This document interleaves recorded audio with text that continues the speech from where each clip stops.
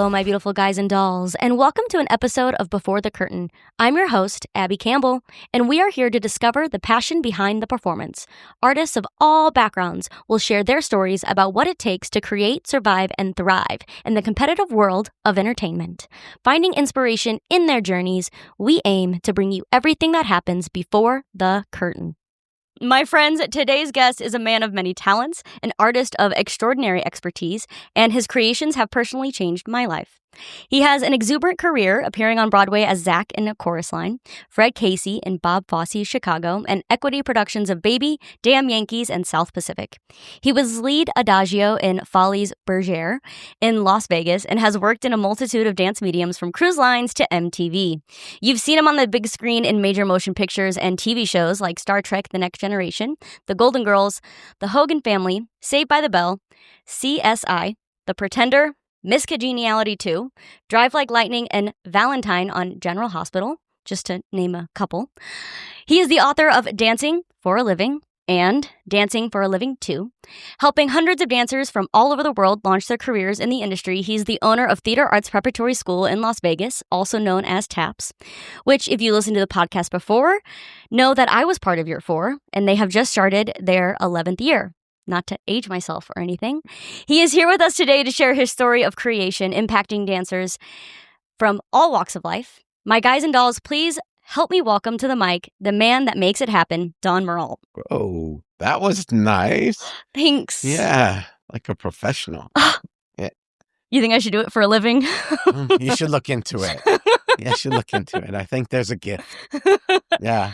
Okay, my first question that I kind of wanted to ask for years, and maybe you've shared it, but I'm going to ask again. Good. You started as an actor, right? I was an actor first. Mm-hmm. I was an actor-singer first. Mm-hmm. And I was doing dinner theater. And, and I fortunately was doing one show after another. Like they're not on the list, Mm-hmm. but, it was Can and Gigi and all of these different shows. And then I met some cute girls in Gigi. And I said, I'm 19. Mm-hmm. I was talking to them and they said, why don't you come to dance class, hotshot? And I said, really? Sure, I'll do it. I mean, how hard could it be? It was really hard. So I went to my first dance class at 19. And I did my pivot step, and I was killing it, beginner jazz, killing it. And then this lady came in that owned the studio. I didn't know her. And she said, I need you to come into my class. Because they don't have many 19-year-old guys that just walk into the dance studio. So I went to her class, which, of course, I was getting killed because now it's intermediate advanced jazz. But I loved it. Loved it. So I kept going. And so now I'm singing, dancing, or acting, singing, and I'm starting to dance. So I started dancing at 19. I was on Broadway at 24. Wow. And I worked my tail off because my extension was like that. That was it. So, about a month in, she says, you really should get into ballet. And I said, that forget it. It's not happening. I'm not wearing the stuff. I'm not going to ballet class. She said, Don, you need ballet. I said, okay, but it's not happening. And so she said, if I teach you privately, will you take ballet? And I said, sure. And I literally took private ballet 5 days a week for a year. Wow. Like full hour and a half, full ballet class. And you cannot hide in a solo ballet class. No. It's you. So yeah, I worked that hard for a year in the ballet class. Mm-hmm. And then when I got in the Folies Bergère, mm-hmm. which was my second show, but I was in the Folies Bergère, and I'm doing the lead adage with a girl on point. Mm-hmm.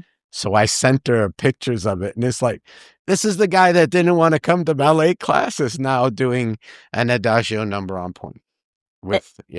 And that was, what city was that all in?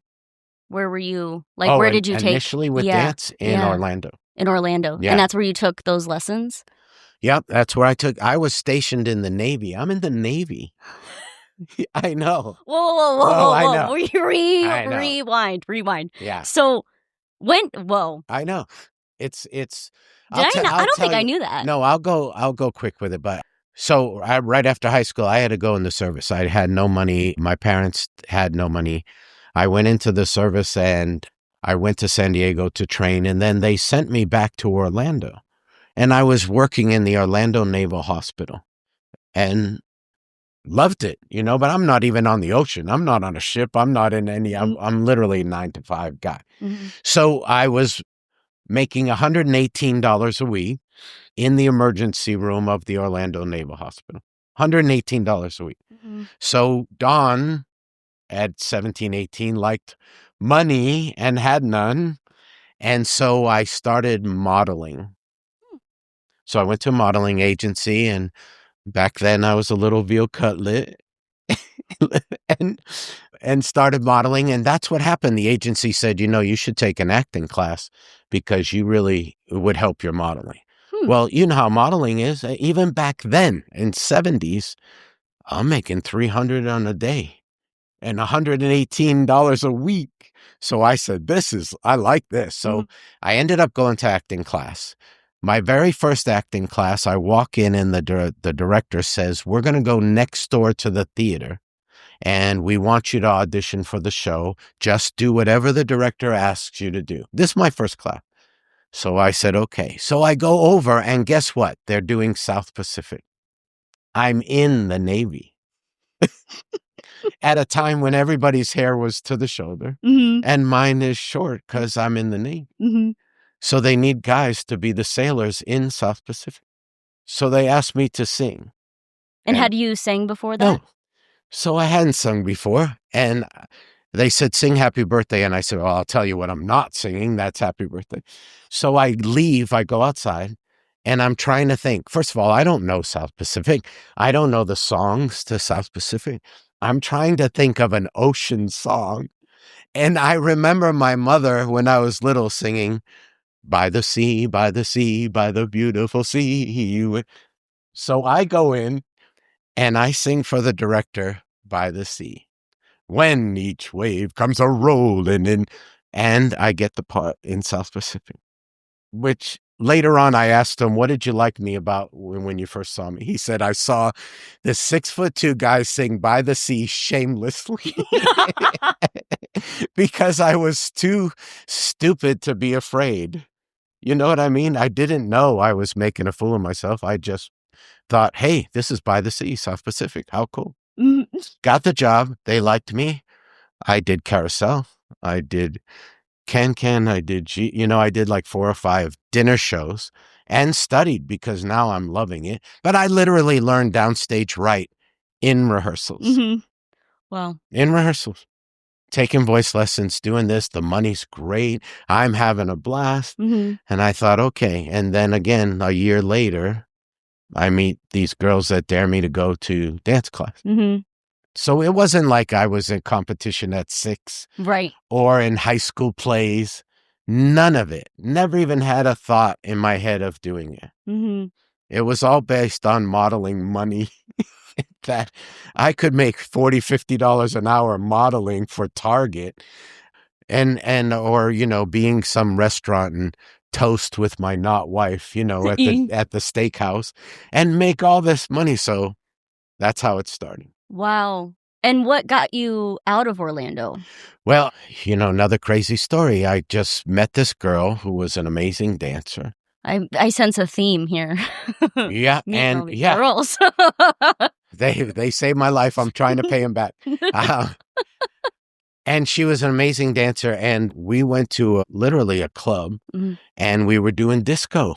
Oh, fun. Back in the day, partnering disco, Latin hustle, New York hustle, and the floor cleared. And we had like 4 moves, and we had already done all 4. So I thought, we got 3 job offers. People came up to us and said, can you teach us that? Can you do this little special for us, this gig for us? And I thought, man, I got to look into this. So I literally went to the library and watched Fred Astaire films and took some of the steps and sped them up to disco stuff. Wow. And we started winning contests. So we would go to Atlanta and win a $1,500 contest and drive home. We went to New Orleans and won contests. We'd go all over and win these dance contests. So I finally won a contest that sent me to New York with my partner, and we did promotion for Rod Stewart's new album. Mm-hmm. And we got on a show called Dance Fever. So that was before So You Think You Can Dance. Mm-hmm. But we won like $10,000 on Dance Fever in LA. They flew us out. We did the show. We won. We stayed. We did the show. We won. We stayed. And so now I'm back home. I got this money from Dance Fever, and I'm getting out of the Navy. Mm-hmm. My date's coming up. So the girl and I said, "What? Well, you want to go to LA? We met a lot of people. We'll go to LA and see what happens." Mm-hmm. We drove out to Vegas and never left. We never made it to LA. Mm-hmm. Came into Vegas. Loved it. We were paying rent on dance contests, paying rent, Mm-hmm. and went to an audition where the guy said, "We're going to Mexico City to work for Televisa, and we want you to do the lifts and the partner work in the show." So it was 6 girls and us in a show for the #1 TV show in Televisa, Siempre en Domingo, and I was there for a year, making money, working on our adage. While we were there, came back home. I got a job in the Follies. She was too short. So she went back to Florida. So I'm doing the job in the Follies. The director says, "Didn't I see you on Dance Fever?" And I said, "Yeah." And he said, "Where's your partner?" I said, "She's in Florida." "Fly her out." So they flew her out, and we did a specialty disco number in the Follies. And so I did that number. I choreographed the number and then did the understudy adagio, eventually moved into the adagio. Wow. Isn't that crazy? Yeah. No idea. Just all guided. Mm-hmm. All guided. Yeah. You were put in this industry. Yeah. Yeah. Put. And absolutely. And I'll tell you, as you get older and you look back and you go, whoa, this wasn't brains. This was directed. I was directed.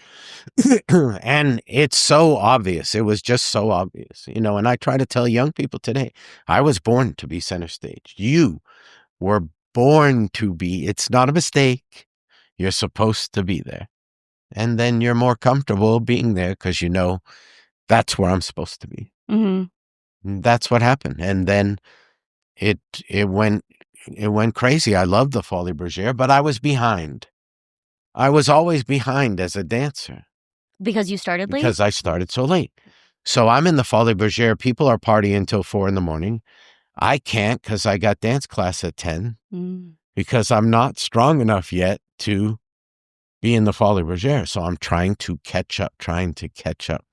And I work 7 days a week in the Follies, 7 days a week for a year. So I'm still studying acting. I'm still taking voice lessons. Other dancers never do that. Mm-hmm. Mistake. Mm-hmm. Mistake. Because it opened up so much for me Mm-hmm. that I wouldn't have been able to get. So a chorus line came into Las Vegas and held an audition. The entire city went. It was 5 days long. Wow. I was there for 5 days. So I had to slate, batmas, time step, double pirouette to the left, double pirouette to the right. Thank you. Come back tomorrow. Ballet combo. Thank you. Next day, tap and jazz. Mm-hmm. Next day, singing. Yep. Last day, there's 12 of us left out of 500, and they want us to read. All the dancers are flipping out. They haven't studied acting. And what were they expecting? I know. To this audition? Well, I know. But like all of a sudden now, I'm comfortable. Yeah. I'm ready to go. There's 12 of us now in the room. Mm-hmm. So I read. I'm hoping to get an understudy on the road. Mm-hmm. They said, "Don, we want to hire you." I said, "Great." He said, "No, you don't get it. We're sending you to New York." So I left here with a Broadway show to New York. So one of the girls in the show that was touring said, "Hey, you can sublet my apartment." So I left Vegas with the 2 hardest things to get in New York, an apartment and a Broadway show. And I have both of them on the plane going. Wow. But then the insecurity kicks in. I don't know if I can hang with these people. These are Broadway dancers. So guess what? I'm behind again, and I've got to study again and again. For those people, Broadway dancers sing, dance, act, acro, and play the piano. Like they blindfolded. Yeah. I mean, dude, did you have a childhood at all? But that was everything. That was everything. To get private acting lessons with Michael Bennett. Are you kidding me? You can't even pay for that. You can't even put a price on that for Michael Bennett to go, Don, calm down. Power is calm. It stands still. It doesn't walk around like this. And he was so right about everything because he was Michael Bennett. Wow. Opened up everything. What's the biggest piece of advice Michael left you with? Well, probably that. And that was the number one thing. I wanted to stomp over here. You go that you. And he said, no, you. That's power. That's power. Power doesn't have to prove itself. Everybody's jumping for you because you are powerful. And you don't have to jump around to do that. I can tell you a risque story he taught us. Ooh. And it blew my mind, really. So one day after the show, we're sitting on the stage like dancers do, waiting to get our notes from Michael, who was out there watching. He comes back and he says, so do you know why you're here? To the cast. And that was the look we all had, like, what? Do you know why you're here? And we think it's a trick question, like, what am I supposed, because I'm fabulous, because I'm amazing. No, it's a trick question, right? So nobody's talking. I mean, we're all scared to talk, to say anything. He says, you're all here because you're fuckable. And that was the look we had too. Like, he goes, men, women, it doesn't matter. All of you are here because of that. And you have to know the power of that being on stage. You have to know the power of that. And so I went home like that night, go, I'm fuckable. Oh, wow. Great. I didn't know, but I am. It's so, and it literally, and we talked about it for weeks, but it just blew our mind. But he, when you think about it, crude, yeah, probably, but right. So right. Every show you go to, oh my goodness, she's gorgeous. Oh, he's great looking. Look at how he stands. It's like that kind of thing. And you didn't notice, but it was part of his casting process of like, people are going to be attracted to them, for whatever reason, even if it's personality, character, whatever reason. It didn't have to be physical, but he was making the point that, like I make the point even at school, you got to know what your assets are. You have to know your liabilities, which we usually do, but we don't know the good things. If I ask your friend what Abbie does well, she will tell me. But if I ask Abbie, she'll, well, I don't know. I'm pretty good. That's how we are. So it was something also that he left. But Michael could read you in 2 seconds. So we'd be standing in a line and he'd come down the line and he would be at the girl next to me and he would blast her. And I'm standing there listening and he would blast her and she would cry. And then he would step in front of me and I think, okay, here it comes. And he would go, Don, what are you thinking about, man? I need you to come in and do this and do this. Like, I'd say, okay, Michael, great. He knew immediately that she's going to get mad and then she's going to give him exactly what he wants. And he knew immediately that if he screamed at me, I'd tell him to right? Yeah. But he knew if he explained it to me, he'd get everything that he want. And then he would go the next person and the next person and completely switch it up. And know you and know how to get out of you what he wanted to get out of you. Wow. That was his genius. That and concepts. He was not good at steps. Well, he wasn't good at steps. Concepts, he was brilliant. And that's why Michael Peters did Dreamgirls. Because Michael Bennett knew he didn't have the black choreography to be a hit with Dreamgirls. Yeah. So he brought in Michael Peters. And that was his brilliance. It wasn't like, I've won 23 Tony Awards, I'm choreographing Dream. No, he wasn't like that. He wasn't like, he was genius. He knew his assets. He did. Mm-hmm. So then Michael Peters and Michael Bennett are getting together to put Dreamgirls together. I'm doing Zach at the Schubert Theater in New York. Michael Peters is in the back of the house waiting for the show to be over so he can meet with Michael Bennett. I'm talking to Michael Peters during the show, because I'm in the back of the theater. Mm-hmm. I become friends with Michael Peters just from talking, end up doing 3 shows with Michael Peters. Wow. So you know what I mean? It just never ceases to amaze. I mean, it's amazing that I meet Michael Peters, who did Beat It, Thriller, Smooth Criminal, PYT, all of these things. I end up doing 3 shows with Michael Peters. And Michael, you would have loved Michael Peters because he could make Step Touch look like something you never saw before. Yeah. He was my favorite choreographer to dance for. Michael Bennett with the acting was second to none, but Michael Peters, to dance for him, oh my goodness. And he loved individuals. So I got to dance in one show next to Sindra Che. Do you know who that is? That's the Asian, that's the lead in Smooth Criminal, the Asian girl. Beautiful dancer, beautiful girl. Stepping. So there'd be another guy on the other side of her. He didn't want us to look the same. He wanted us to do what we do with his choreography. And sometimes we had to say, Michael, you got a fan kick on 1. My leg's not down till 3. Now, like hers is down, but mine isn't down yet. So we had to do some adjusting like that. He loved individuals and he wanted you to do you. He didn't want chorus line. Yeah. He didn't want you to look the same as everybody else. So that was a huge jump. So the Hogan family that you read on a star got the part. I wanted the part. I didn't get it. Mad at Home, you had that feeling? Mad at Home because the role was so right for me with Sandy Duncan. I wanted to do the part. Star got the part. He did one day and got let go because he wanted to be funny, but it's Sandy Duncan's show. It's not your show. Right. So they called me to do the part. They said, we need you to do a dance number with Sandy Duncan. I said, okay, great. He said, Michael Peters is choreographed. We're going to call him to see if we can use you or not.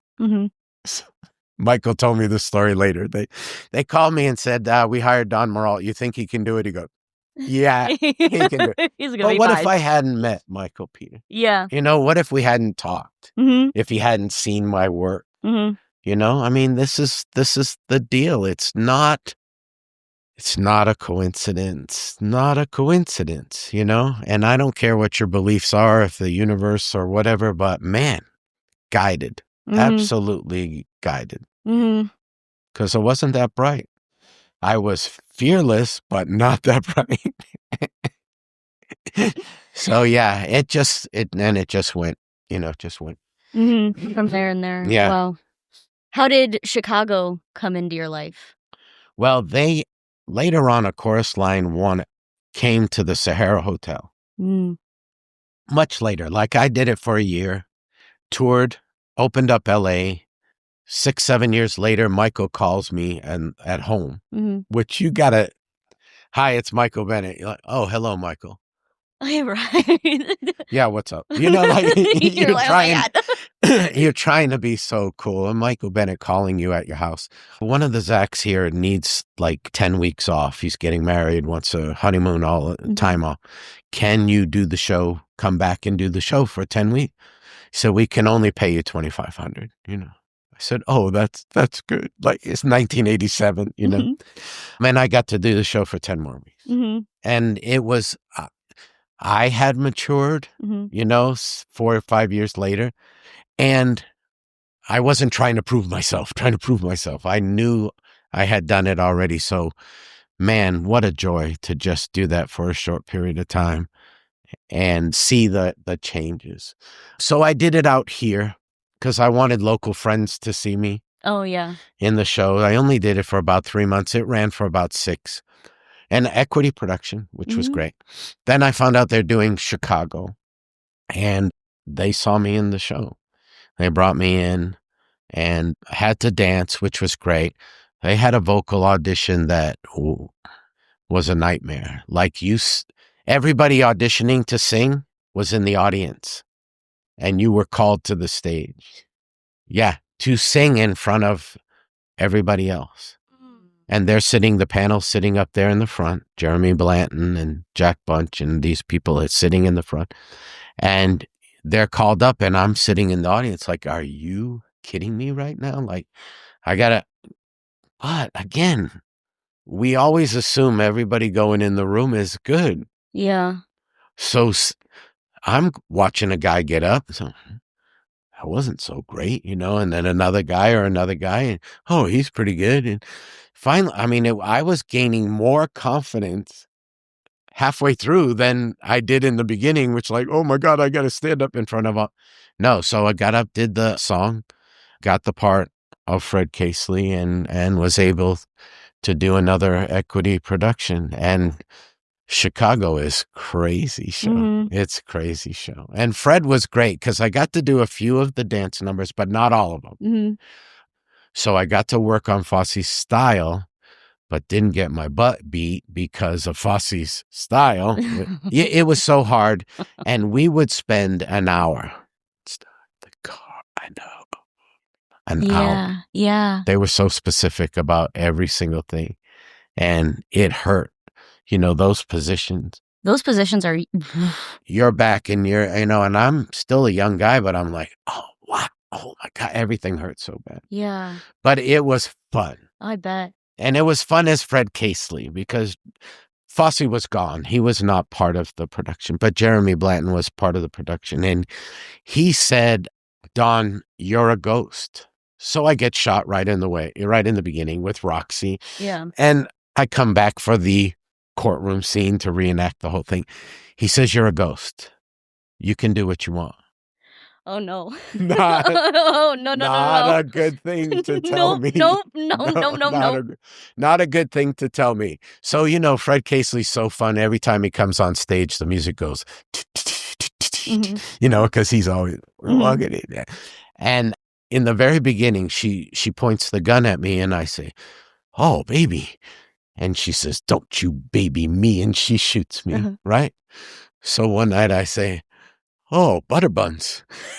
And she says, don't you butter buns me, And then I realized, of course, she's got to say whatever. Oh, sweet cheeks. And she one night, she was literally shooting me and she was trying to hold it in. Like, just, don't you sweet cheeks me. And I would be under the sheet on the stage just laughing. Oh, it was too fun. And the cast, of course, were professionals and they know how to keep it together. But the band is on stage. Oh, yeah, the band is so the band just they just scream laughing. They don't even care. They don't even hide it. Nothing. So in the courtroom scene, I jump into the courtroom with my music.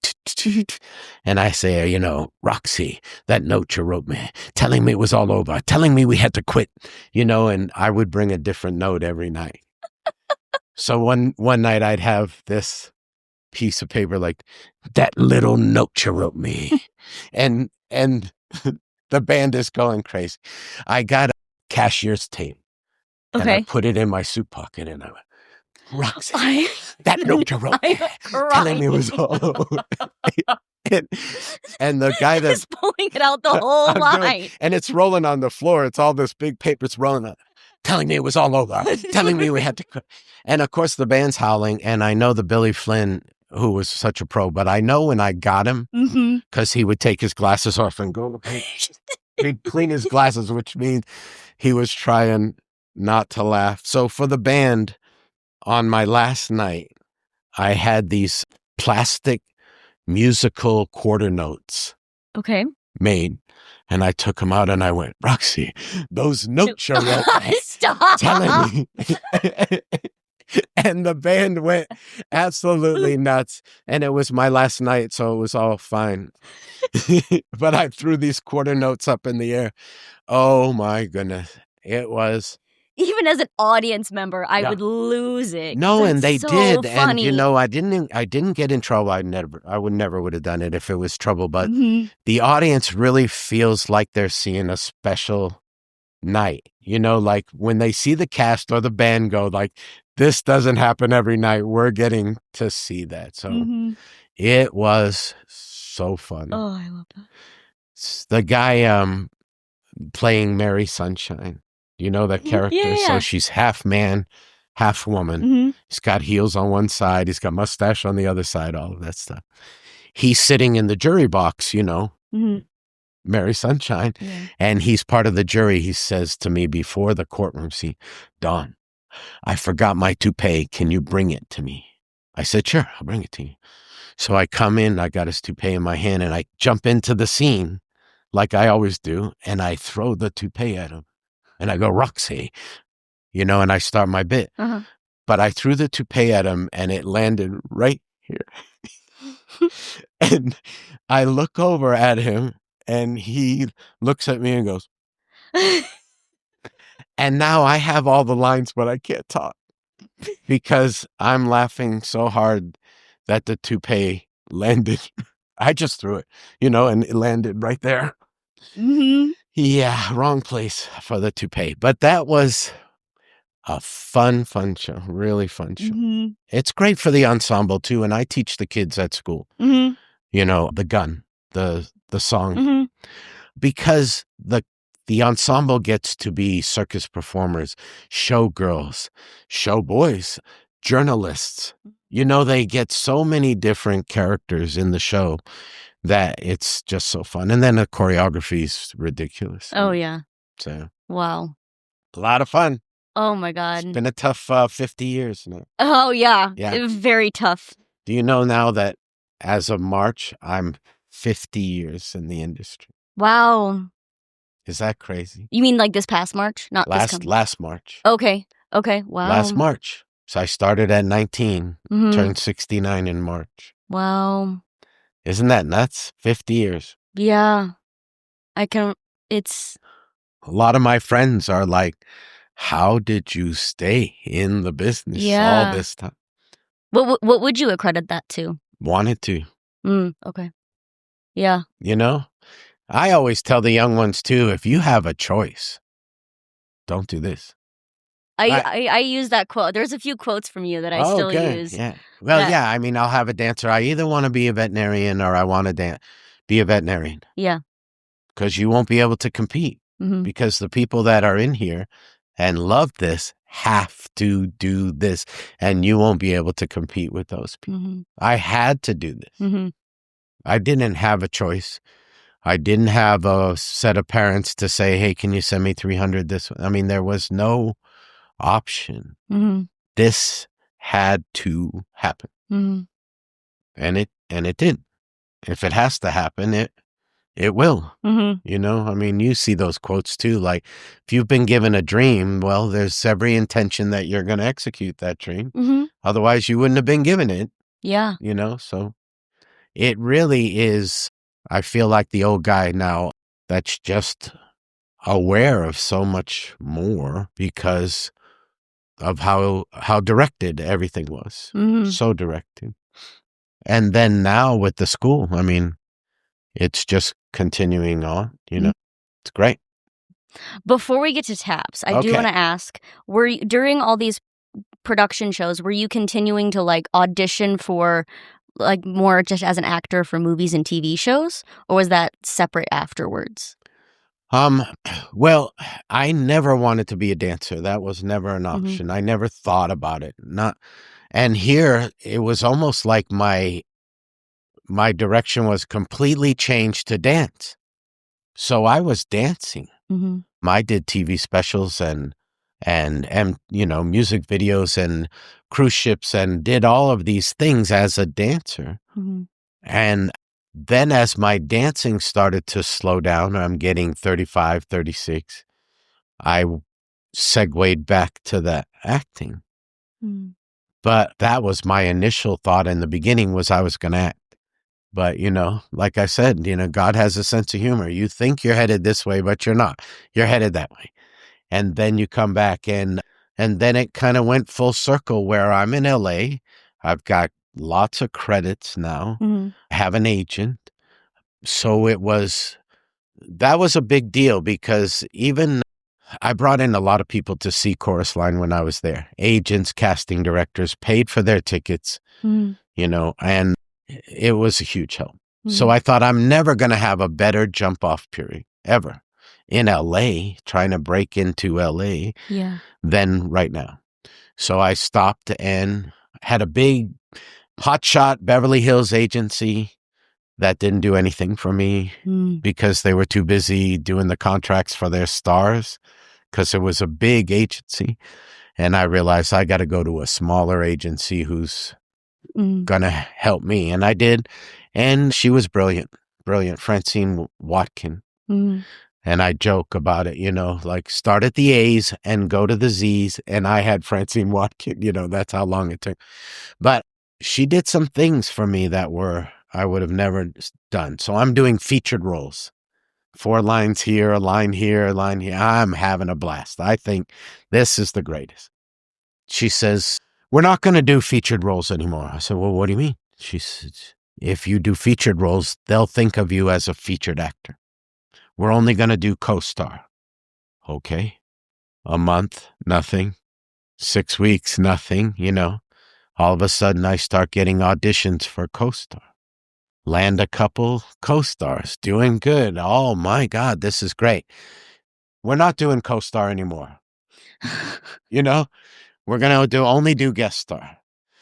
Okay, 2 months, nothing happened. She was so right, but it's so hard to be patient when the featured roles are coming one after another, but I've got to wait for the guest starring roles. And then again, Hollywood only thinks of you now for guest starring roles.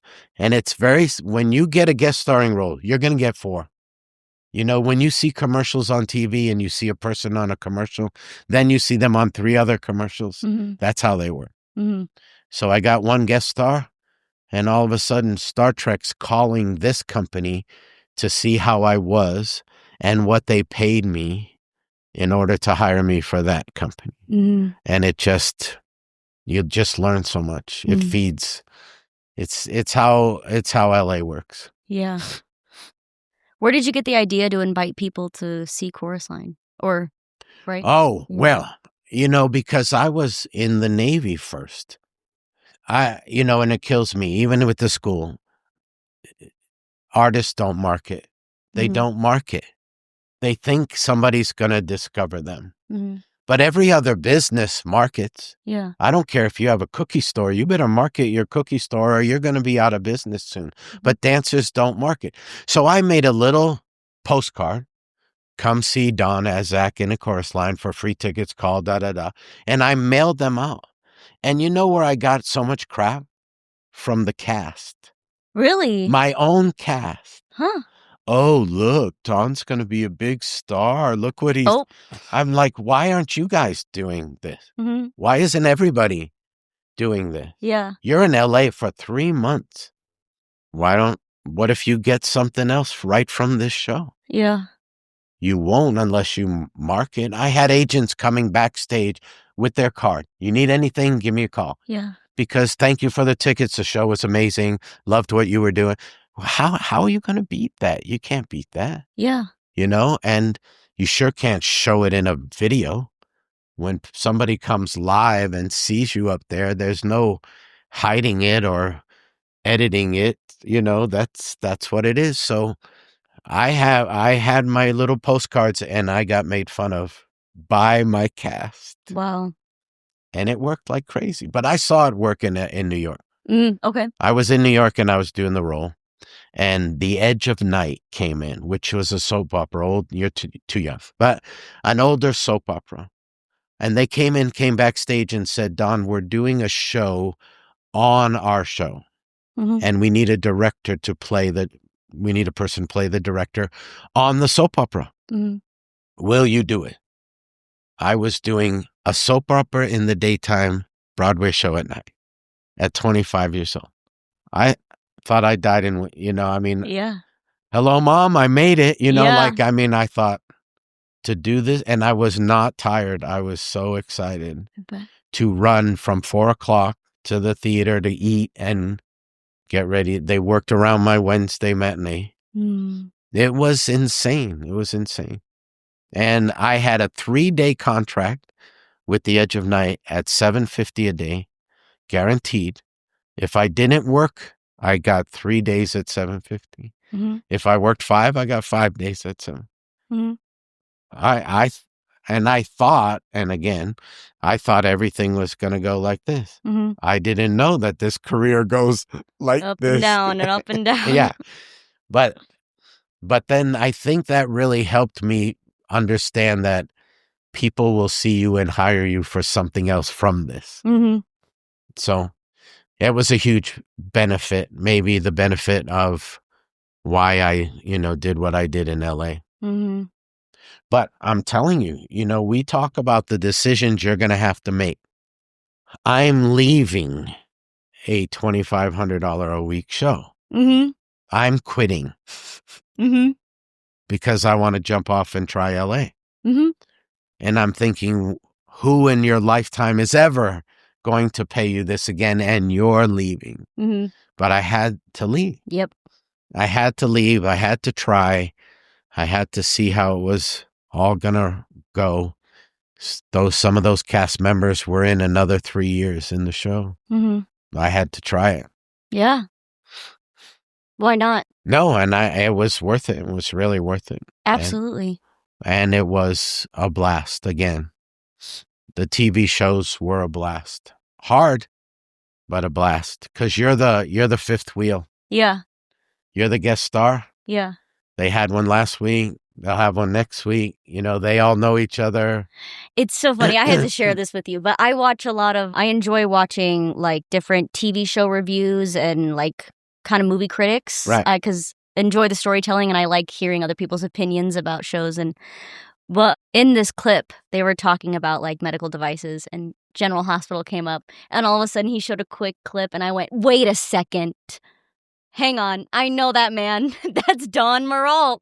And I was like, whoa, because I've not watched General Hospital, but it was just funny to like just be watching a random video and be like, hey, there's Don. Yeah. It gets me. I mean, I was watching Indiana Fever girls basketball and I changed the channels up and my episode of Golden Girls was on. It was like, and you're just like, wait a minute. And I had people over the house and they're all taking their phones out to tape the TV, like, because they can't believe it is actually happened. Wow. But what a show. The Golden Girls were. Those ladies were something. They really were. I can only imagine. My first episode of Golden Girls was with Betty White. So I'm with Betty White and Harold Gould. And Betty White becomes your grandma in 30 minutes. She is the sweetest lady. So the first day I'm sitting at the table reading the script with everybody. Second day, of course, I'm there first, reading the script. Betty White comes in, kisses me on top of the head. Morning. And like she's your grandma. My heart. Immediately. That's how sweet she was. Bea Arther, not so much, right? So I'm doing my scene with Betty White and Harold Gould, and I hear, who the hell hired her? And this girl comes running down the set crying and leaves. And Bea Arther had just fired her. So I'm going, ooh, okay, and I'm glad I'm here with Betty White. And then, so we did the episode. Everything was great. About 3 months later, they call me. They want me to do another episode. So they send me the script, my scenes with Bea. And I said, you better have everything together and not mess up one time and have all the lines and have everything done. And she was an absolute gem. She just was a pro. She was a pro. And, we talk about focus and That woman looks straight through the back of your head. Mm. When I first did the scene with her, I said, in my head, I know why you're a big star. Yeah. Her intensity, her focus, she would blast somebody else's what they did, but then she would give them the reason to fix it, the way to. She wasn't mean. She was just a pro, an absolute pro. And when she passed away, it actually hit me. Like it hit me. And I didn't know her. We didn't barbecue, but my goodness, she was such a professional. She could take a laugh. They'd write a joke for her. She would take a laugh and get 3 laughs out of it. And I watched her. Like, you would say the line and she would look and get a laugh just on the look. Mm-hmm. And then she would say her line and get a laugh. And then she'd react to how she would get 3 laughs out of one joke. Mm-hmm. She was brilliant, just absolutely, absolutely brilliant, really was. Yeah. So it was a hard couple of days, like just in focus-wise and energy-wise, but boy, and she was great about it. Mm-hmm. She's absolutely great about the whole thing. So it's hard. It's hard. Star Trek 2, you're the outsider. They've all known each other. Yeah. Jonathan Frankie's, who's the second, you got captain and then he's vice captain. I don't know what it was. Anyway, my scene was with him and the rest of the crew, not Picard, just those. So I finished the first run through of my scene and Jonathan said, "Man, you're good." And my shoulders went, because I'm hanging with them, right? So it was so gracious that I thought, if I'm ever in the position to make someone else feel comfortable, I'm going to make them feel comfortable, because he did that to me. He did it to me just by saying, "Man, that was great." He made me feel comfortable, and then we did the rest of the shoot, and I felt like one of the gang now, and you just can't beat it. You really can't beat it. So look at the people I remember for the reasons that I remember them, so great. Wow. So when did you find the inspiration to start TAPS? Oh, there's a summer intensive, maybe you heard about it, called GoPro Kids Rock in Branson, Missouri. So I was called in as a consultant for Talent on Parade, because I helped Rainbow Connection get going in the beginning. So Talent on Parade called me and said, "Would you come in and evaluate our program and ask, or tell us what you think we should do and everything?" So I did, and I liked the people, and I worked there for a little while, right? And so I said to Kim and Eric, "Why don't we do a summer intensive that's a glimpse of what it's like to be a professional dancer?" So tired of Midwest kids saying, "I'm going to LA for a week and I want to see what it's like." And I'm like, "You're not going to see what it's like. You're going to spend $4,000. You're going to see the Hollywood sign. You're going to go to Santa Monica. You're going to take a class at Millennium. Great. You're not going to see what it's like. So why don't we bring LA here and give you a glimpse of what it's like to be a pro dancer?" So I would bring in 4 choreographers. Helene Phillips, like you saw, Bart, and all these people would come in. And you're going to do a couple of numbers. You got 3 days to do these numbers. We got a show on Saturday. Nobody wants to hear any excuses. They paid the money. You got to do the show. So you're going to get to go somewhere, meet a whole bunch of new kids that you don't know, work for choreographers that you don't know, to do styles and steps you don't know. Some of them are sweet. Some of them are not so sweet, just like real life. And then at the end of it, you're going to have to do a show for the public. And that's going into its 16th year is GoPro. So that's how it started. And I had a friend that I taught at her studio. The parents asked me to come to the house. And I went to the house and the parents said, "Don, We love her. We'll support her. I can't drop her in LA. She doesn't know what she's doing. We need something that's a step between competition and the professional world. Well, back then it was a step. Today it's a leap. It's huge. It's not a step. So that was part of me that said, what can we do to start to get a connection between competition and the pros? And I started thinking about it. Then I started getting these emails from dancers. Hey, I just graduated from this university. I heard you're the guy to talk to about how to get a job. Well, wait a minute. You went to a university for 4 years and you don't know how to get a job. And then I find out that 95% of colleges will tell you to your face, we are not obligated to prepare you for the professional world. We have a curriculum. You pass the curriculum, you get your degree. So that's why now all of a sudden there are commercial dance programs at colleges, because there never was. You did ballet and modern, pretty much. And you were not ready for the professional world. And if you wanted to take jazz or hip hop or tap, it was rec classes. They were recreational class. Well, how are you going to be a pro on recreational class? Yeah. You're not going to. So then the money started getting crazier with colleges going up and up and up and up.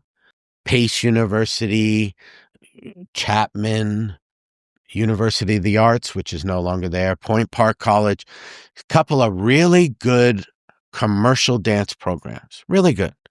Chapman's $88,000 a year. Pace is more than that. Even University of Arizona, which is a good program, $60-something thousand. How does a dancer make that back?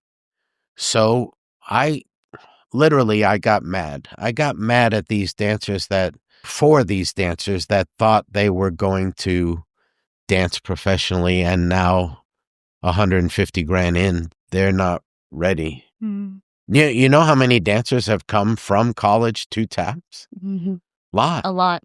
Yeah, Dale Grace. I mean, $64,000 a year for Hofstra. Yep. And she never worked.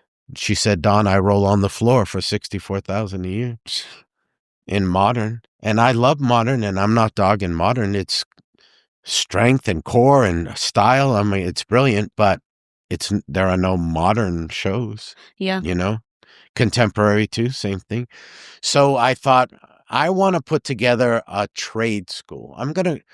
The simplest way to explain it to somebody is it's a trade school. You want to be a motorcycle mechanic, there's a school for you. You want to be a dental hygienist, school. Why? How come we never had a school? I never understood it, and especially with things being so expensive. So the whole concept of TAPS in the beginning was better, faster, cheaper. It's 6 months long. It's 30 hours a week. It's a quarter of 1 year of college, a quarter. And every single thing we do there is geared to the job market. And I don't care if it's in the classroom or out of the classroom. Your behavior, your word, your reputation, your social media, all these things that have killed so many careers. And even though the girl can dance like crazy, she doesn't have a career. Because your reputation is so important in this industry, and we all know each other. And if you walk out on a contract, nobody else is going to pick you up. That's what's hard. And it was a learning process for me. I knew a lot about what I wanted to do. I knew I wanted to have multiple teachers. I didn't want a faculty of 8 because I think you need new people constantly coming in. And then I realized that the new people constantly coming in were connections, networking. You knew so many people in the industry already because you got to study with them. But I also like that some people count, some people don't count. Some people choreograph to lyrics, some people don't. I like all the different variety of teachers. The thing I didn't know is how much better can a dancer get in 6 months? I do now. And it's huge. Way more than I thought. But it's because we have the best teachers, but we also have everybody in the room wants it bad.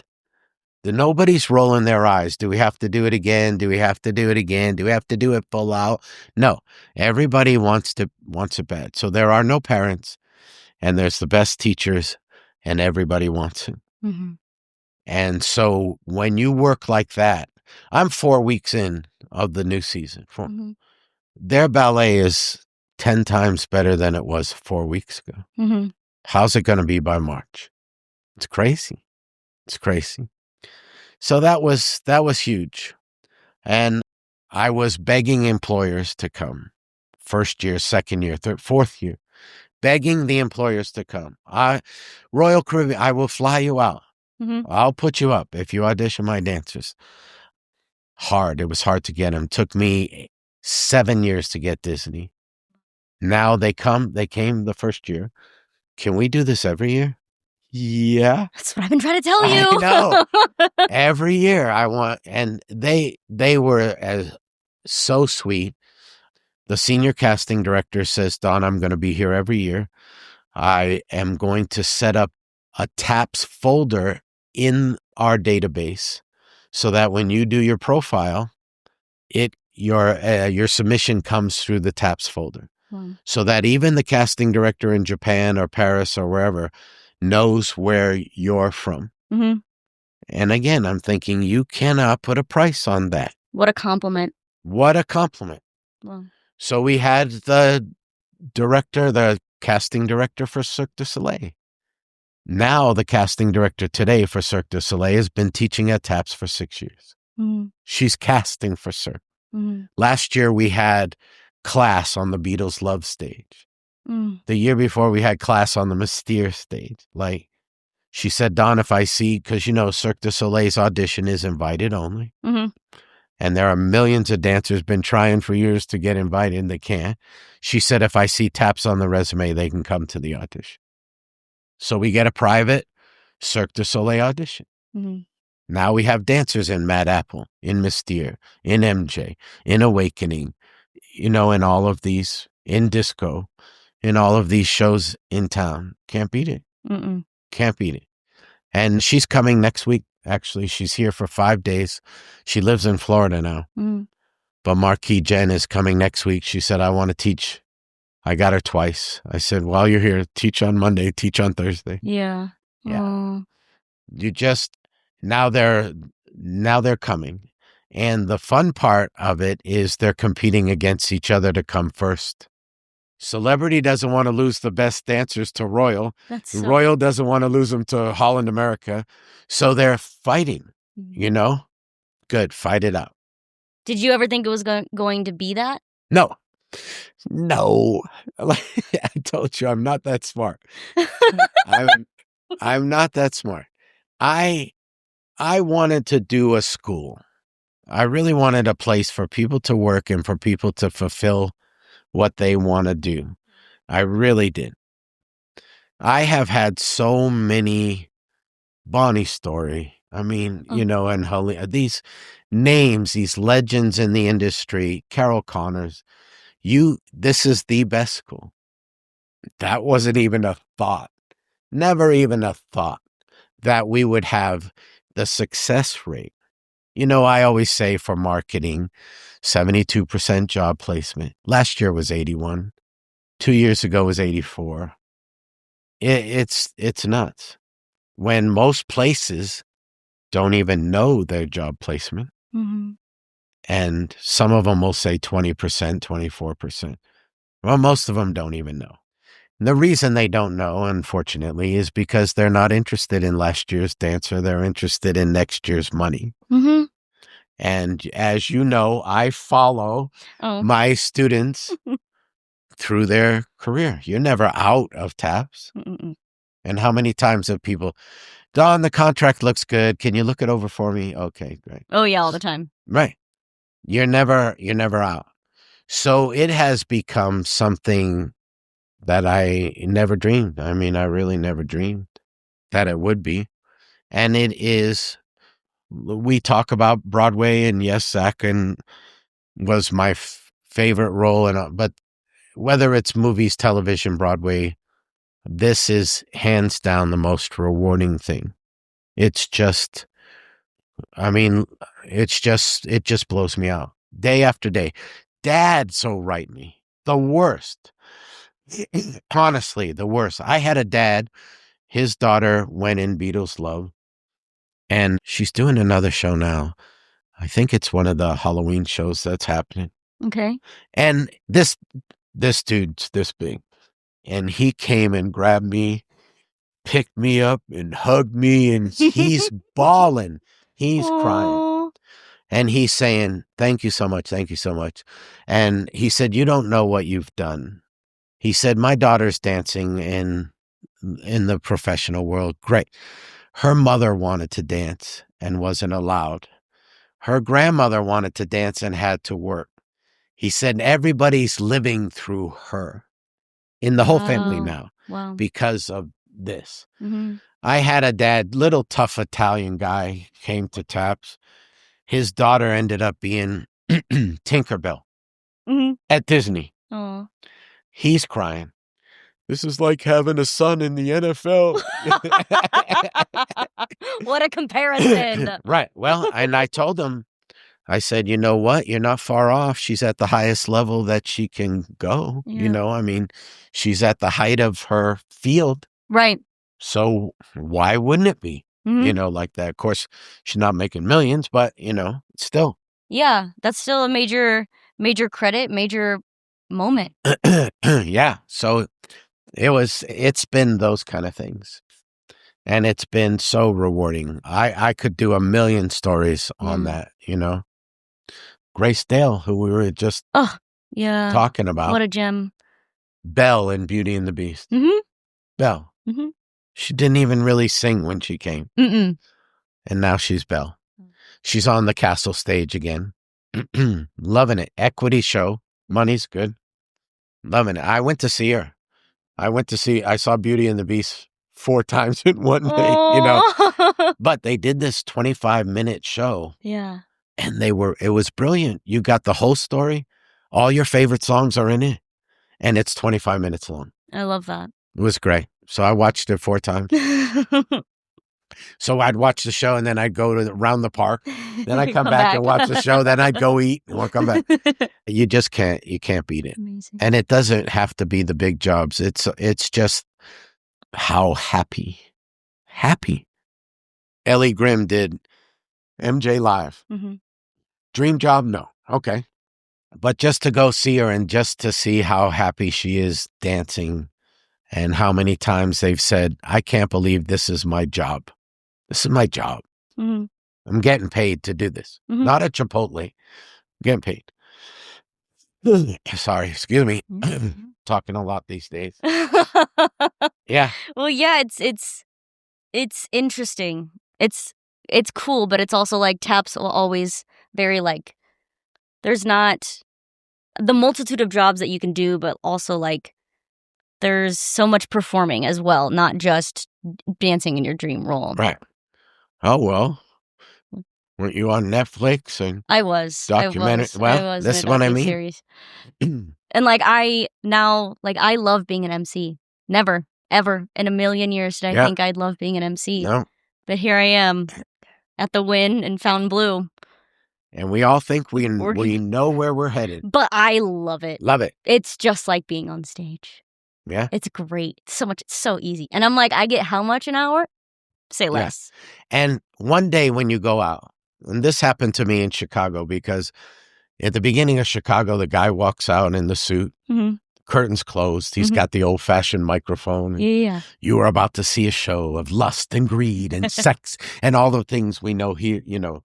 And I walked out one night and I'm sorry. And I walked out and I couldn't believe how relaxed I was.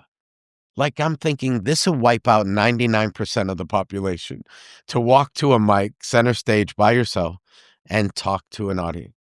And I felt like I was in my living room. Mm-hmm.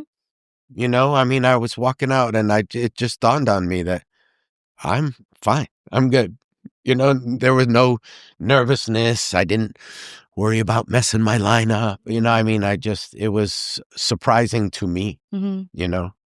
There are a couple things like that make you wake up in the middle of it, You know, you've had it where, have you had a long run? What's your longest run in a show?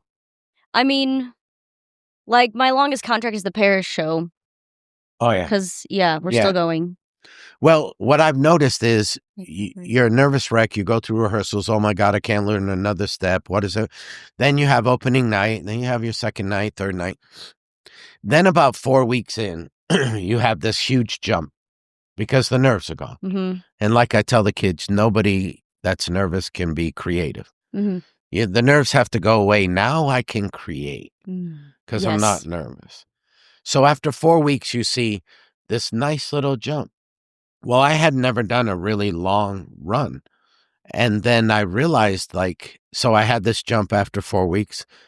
Well, I had another one after 7 months, that I didn't expect. I didn't expect to have it, but I realized now that everything's set, now I can even change again. And it was eye-opening to think, okay, another one's coming, and maybe another one's coming. I don't know if I continue to stay in the show. You know how people don't stay in the show? Mm-hmm. So we're supposed to be ad-libbing about the show, but where are you going tonight? You going out? No. And I try to tell them to stay in the integrity of the show because you don't know what you're going to find and what you're going to learn. And if you talk about your laundry when you get home, you're not going to be growing. You're not going to be learning.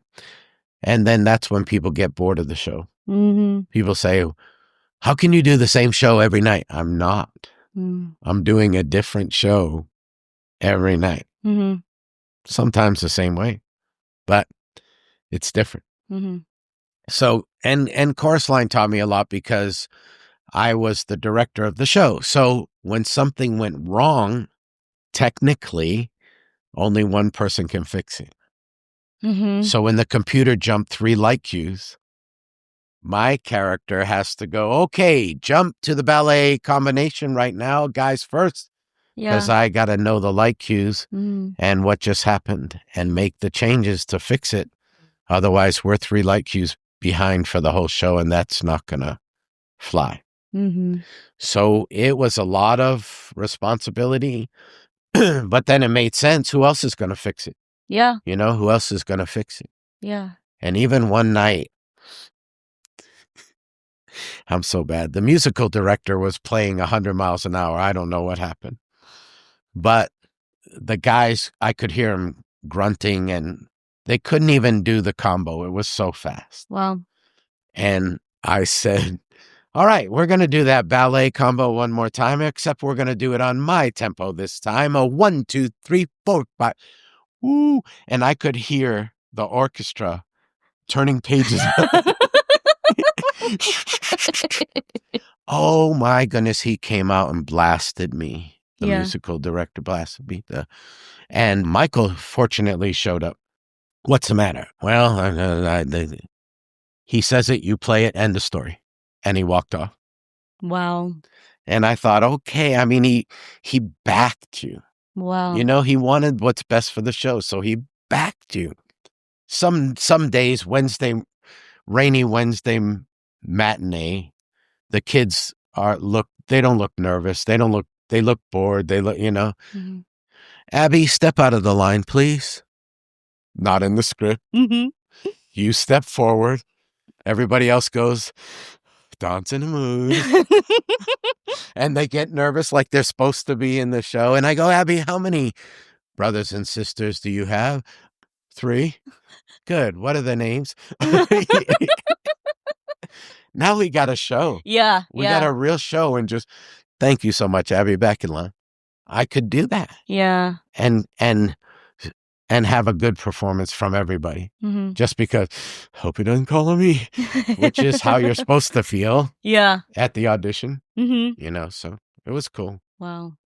I think I have so much admiration for you because you fell into dancing, but found such a passion and space for it, for the dancers after you learning to do essentially what you do and did. That's so cool. Absolutely loved it.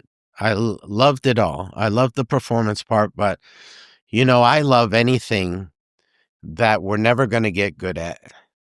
Mm-hmm. Yes. I don't play video games because eventually you get good at them. Mm-hmm. I like something that the more you know, the more you realize you don't know anything, And that's what I loved about medicine, even in the beginning, I would talk to the smartest doctors and they would say, we are scratching the surface. We don't know anything. Yeah. And this guy's brilliant, but that's what I love it about religions. I love it about medicine, about martial arts. I love it about the arts, period. Baryshnikov will tell you, please, I wasn't very good, Yeah. And he's doing tricks that I don't even know the name of that. I can't do it, but I don't know what it's called even, And he would be the first to say, yeah, still trying to get better. That's the fun. That was the fun. But I just found it and just loved it. Absolutely loved it. And now I love watching it because I can't do it anymore. It's funny. I'll still teach a combo or something, but oh my goodness, it hurts. And I can't do, I got into this group the other day, not this year, but a couple of years ago. And I said, they were not focused and not working hard one day. Most of the time it's so great. I said, do you understand how rude you are right now? That I wish I could do what you're doing and I can't. And you're half-assed doing it in front of me when I wish I could be you and wish I could do what you're doing. It's like eating ice cream in front of your friend who's on a diet. That's just rude. And they got it and they picked it up. And this group this year, man, can't wait to see because the work ethic's nuts. It's nuts.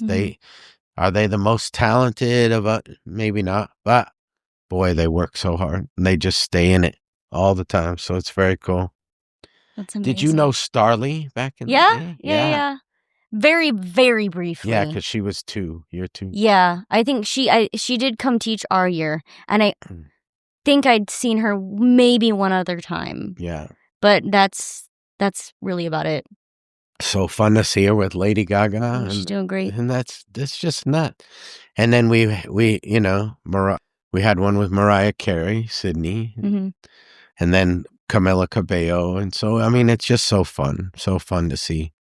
I had to go see the Mariah Carey, which not a big Mariah Carey fan, but I'm at Caesar's Palace in like the 10th row, $500, to see my dancer. Yeah. And I'm like this. Everybody's on Mariah, and I'm like, get out of the way. I'm trying to get. Oh, I love it. Yeah, too fun. It's so fun. And it's fun to get the emails. It really is. Okay, I have one more question, but you've also given so many funny stories that... Oh, no. Yeah. What's your funniest moment as a performer? Have you already shared it, or is there another one that you're like, this takes the cake? And like young people will say, how come you have so many stories? I said, wait. Yeah. Wait. Oh my God, there's so many. How many do you have now? Oh my God, I have so many. It's just showbiz. And then the horse crapped on the stage, and then we didn't know what to do. And then I wore a crocheted beard. Yeah. I like know. in the most random thing. And the 57 Chevy wouldn't start, so the boy dancers had to push it off. I mean, it just goes on. And then the dance captain had to do a solo. On and on and on, right. I'm going to tell you a story. And I don't tell it too much, but I won't tell you the star's name. But I did a TV special with a well-known female comedian, Broadway actress, movies, television, brilliant lady. And they hired 8 male dancers to do this with her for a TV special at Caesar's Palace. Audience is packed. They invited them all in to shoot live audience. Woo. And me and another guy were from Vegas, a good friend of mine. The two of us were from Vegas. The rest of these dancers were New York, ABT, LA, Hot Shots with Anne Margaret. Yeah. There was a break. So they take a 10-minute break. One of these guys did 8 pirouettes in 4 different positions. boom, boom, boom, boom, land. Wow. And I went, wow, that was pretty lucky. And he gave me a look, and he did it again in 4 different positions. And I went, I'm in over my head right now. So anyway, we're with this star. And at the end of the opening, big, long opening number, motorcycles, everything, they asked me to do a lift with her. Mm-hmm. Well, she never done lifts. So all week we're working. She's nervous. We're working on the lift. She's great. She's funny as could be, but she's great. And we're working lift, lurking lift. So now we got live audience. We're do the whole number. We get to the end of the number, and I pick her up in a sit lift, Mm-hmm. and my hand goes through her pantyhose. My hand goes through her pantyhose, and I have her up here like this, and I'm sweating because I'm thinking, I'm going to be fired. I'm like 24 years old. They're going to blast me. What am I going to do? And the director's going, hold, please, hold for edit, hold. And I'm like, come on. It's the longest moments of your life. Of my life. I have this celebrity in my hand. And I put her down, and she turns to me and says, I think I'm going to like lifts. And she walks off and changed and never made a fuss, never made a comment, nothing. Nobody ever heard of it. And that's all she said. And I was available to do the rest of the show. But that was a pretty unique moment. There couldn't have been a better thing for her to say. No. Oh, my. No. And her girlfriend was wardrobe lady, and no drama. Wow. Not 1 ounce of drama, just the sweetest thing. That is a funny thing, though. The people you think are going to be mean are not mean, and the people you think are going to be nice are sometimes not nice. I mean, you can never tell in this business who you're working with. You really can't. Yeah. You really can't. I got to do an opening act for Dionne Warwick, and everybody warned me, watch out, Dragon Lady. Oh my God. She was the sweetest thing. Mm-hmm. You guys need the stage. Go ahead, take it. Mm-hmm. We're fine. Mm-hmm. Sweetest thing. You just, you can't judge any of it. Yeah. Really can't. You just kind of go in, same attitude, and watch how it all plays out. Yeah. I have 2 more questions. Oh, and then we'll wrap it up. But the first one is, has there ever been a time in your incredible 50-year journey that you just wanted to give up because it was too much? No. Wow. Honestly, I wish I mean, just thinking back, no. I mean, there were hard times. There were times when the credit card ran up. Mm-hmm. There were times when I was a limo driver in Los Angeles, which was actually a great job because the pay was good, and I met celebrities too, and I'm watching shows at the Hollywood Bowl because I'm backstage with but no, there were hard times. There were times when I thought, okay, is another call coming? But I never thought, okay, I'm going to sell real estate. No, not once. Now I had to, well, as you know, MC competition, right? Mm-hmm. But that was perfect back in the day because the competitions were Saturday and Sunday, not Thursday, Friday, Saturday and Sunday. So I could call my agent Friday morning, check out Friday afternoon, work 2 days for $600-700 a day, come back on Monday, go to my calls, and the bills are paid. Yeah. So I've had to do those kind of things. Convention too. I taught at 12 different conventions. I get young people, I say, what's your dream job? They said, teaching at convention. It's like, no, set your sights higher because the traveling gets old and the coffee shop gets old, and that's not my pillow. And, it wears you out. It is not a dream. And if these people had a job, they wouldn't be teaching at convention. But no, short answer is I never thought. 92, I wrote the first book. So 92, I was already looking to pass on what I had learned. Wow. And that's because of that Mexico City job. So I go to Mexico City. I do the show. It's a blast. We're treated like stars there, honestly. the replacements come down for us. I find out they met on the plane. How are these two strangers going to do adagio that took us years to put together? So I worked with them, made it easier, all of that. The producer said, we're not letting you leave. They're not acceptable, so we're not letting you leave. I laughed. And then I made the mistake. They gave me a duplicate of my work visa. So when I went to the airport, they said, we can't let you out with this. We need the original. I didn't know that. I bet dancers today still don't know that. Yeah. That they're not allowed to hold your work visa. That's for you to hold, not them. Mm-hmm. So I had to go to the U.S. Embassy in Mexico City and knock on the door. Hi, I'm American. Like I was 10. And they said, we will request that they let you out of the country. I was like, request? What do you mean request? Yeah. Well, the producers finally gave me my original after another week of sweating it out. I honestly thought I was going to fly to Tijuana and walk across the border with my driver's license because they wouldn't let me out of the country. And so I said, we need something to pass on this kind of information to new dancers. Yeah. So that's my opening story of the first book. Wow. Of you'd never relinquish your passport unless it's a cruise ship. Yeah. You know, where they got to show it at every country that they go to. And you are allowed, you're not being a diva, you're allowed to have your copy of your work visa. Yeah. So that's what started the book. Wow. And that's what started passing, the information on. Mm-hmm. And I just thought we need to. Too many dancers making the same mistakes I did. They're making the same mistakes you did 7 years ago, still the same. Mm-hmm.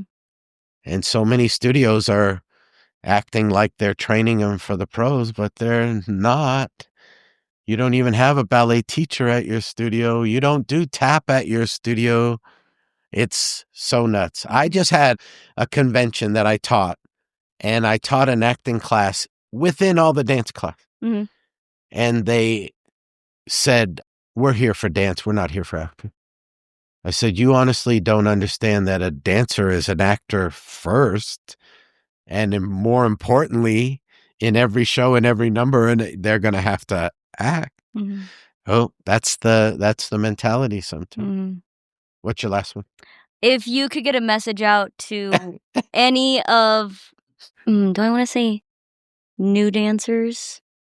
I don't know. To all the dancers in the world, what's the one message you'd want to tell everybody? Yikes. One, huh? Mm-hmm. I would probably say what Michael Peters said when I interviewed him too for the book, versatility. Mm-hmm. That's what I would probably say. Are there a bunch of other things? Yep, there are. But versatility, because like you see now, the MC thing, I did voiceover work. I loved voiceover work. I didn't even have to shave. I could just go in, do voiceover work. I was the announcer for a game show. I loved it. Commercials, theater, movies, television, singing, dancing. I did a stunt fight in a show. It was a blast. Mm-hmm. I've gotten a job because I rollerblade. I've gotten a job because I can drive a stick shift. You just don't know about versatility. And I will not allow, as you know, I won't allow them. Oh, I really don't want to sing in front of people. No, we're doing it. It's called the No Fear School. No fear. Mm-hmm. We're doing it, and you don't know. Mm-hmm. I have dancers that went on the ship as a dancer, ended up as a singer. Mm-hmm. I love it. You can't beat it. And I think versatility probably, I'm upset sometimes because they're doing way too much contemporary. Mm-hmm. There are no shows with contemporary, maybe one number, but not contemporary shows. And then contemporary doesn't always have performance in it. It gets very much in your room, in your head. And did they have musical theater? No. Did they have jazz? No. Did they have ballroom? No. Mm-hmm. We had to even add ballroom at TAPS. Yeah. Because so many of the shows have a ballroom number in the show. Mm-hmm. So I'd say, amazing. Be versatile. Try it. Every year I have 5 or 6 dancers that never even knew they could sing. that are now able to go to vocal auditions. Mm-hmm. How many vocal auditions did you ended up going to?